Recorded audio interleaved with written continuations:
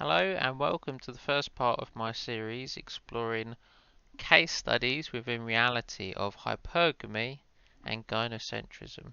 So case study number 1, parental fraud.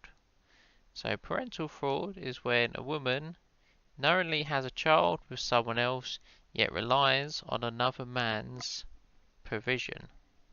And hypergamy is just the female instinct to choose the best mate, to choose the best option. So to keep things simple, we're going to call the male that provides the resources beta box, and the outside successful male the alpha. So within parental fraud, the woman has clearly chosen to have offspring with the alpha, yet the provision and protection and parenting from the beta. So this is textbook cases of hypergamy. So she's sort of weighed up all the different things and chosen the most optimal results for her.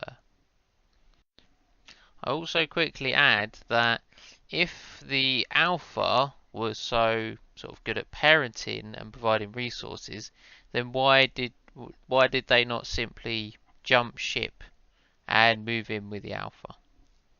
But they've clearly chosen to rely on beta box provision and protection. Now the studies and the numbers vary, because the global numbers are with all worldwide births between 0.8% and 30%. And unfortunately, in the UK, the lower the class, the lower the education, the closer it is to 30%. So those 30% of the guys are getting completely and utterly cucked, and they don't even know it. Now, I did try to rack my brains to try to come up with an alternative reason for women doing this.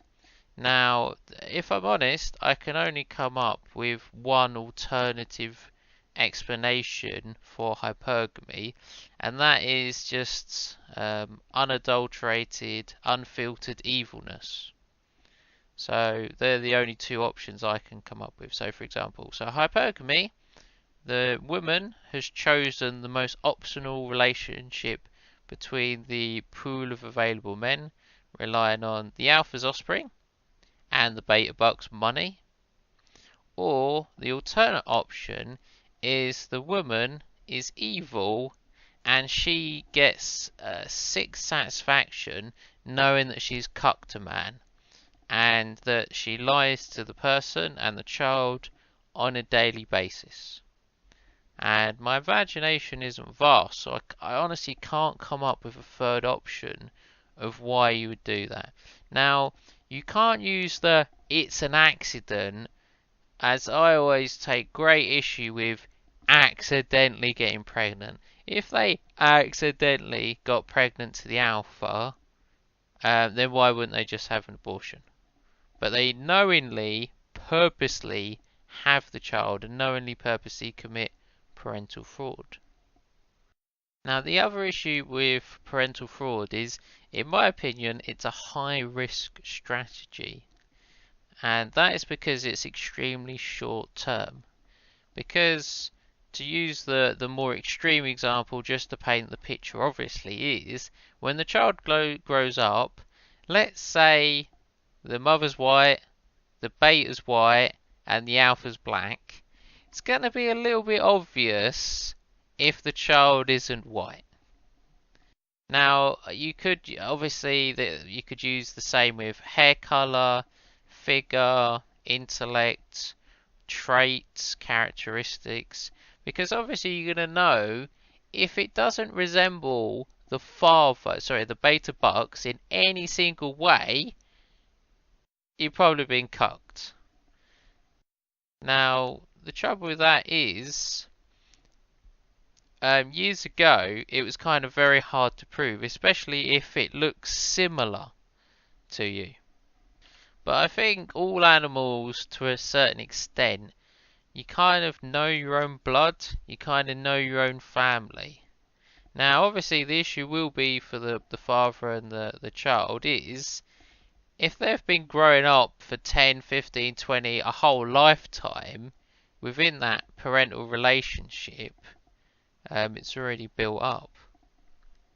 Now, whilst this is clearly a crime, because it can only really be perpetrated by women, it's not really a crime and it's rarely, rarely, rarely ever punished.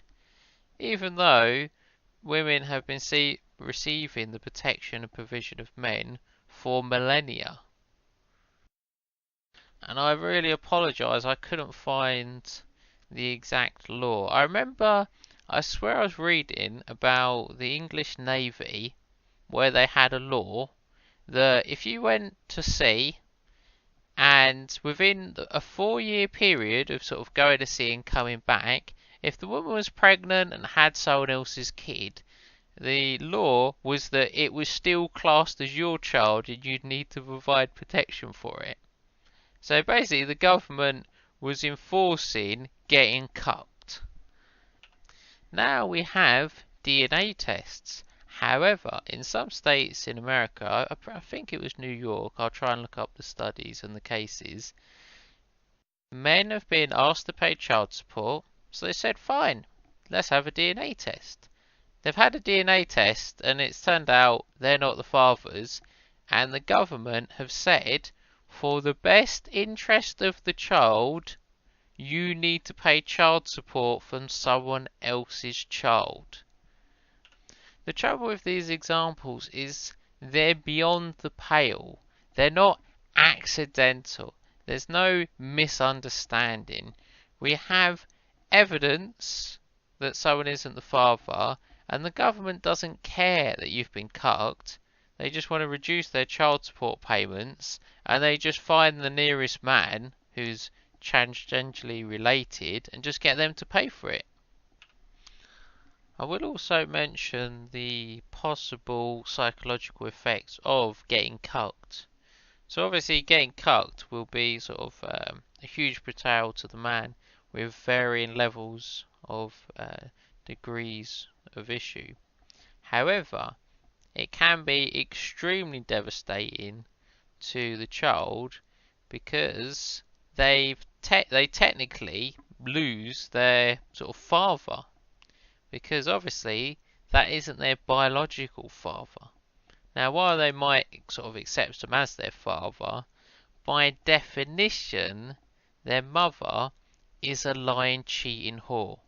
And the issue with parental fraud is that they knowingly, and they've probably repeated the lie countless times, saying, oh, this is your father. Yes, he is your father, many, many times.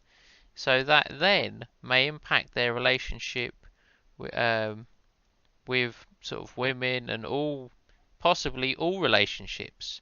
Because just imagine that if your mother can not just betray you sort of once, it's like a non-stop continuous betrayal. Because I'm sure all children are taught not to lie, but then your mum lies on this magnitude, which is absolutely immense. And again, parental fraud is not something you can do by accident. It's intentional. Okay, I'll leave it at that. Thank you for listening, watching, and goodbye.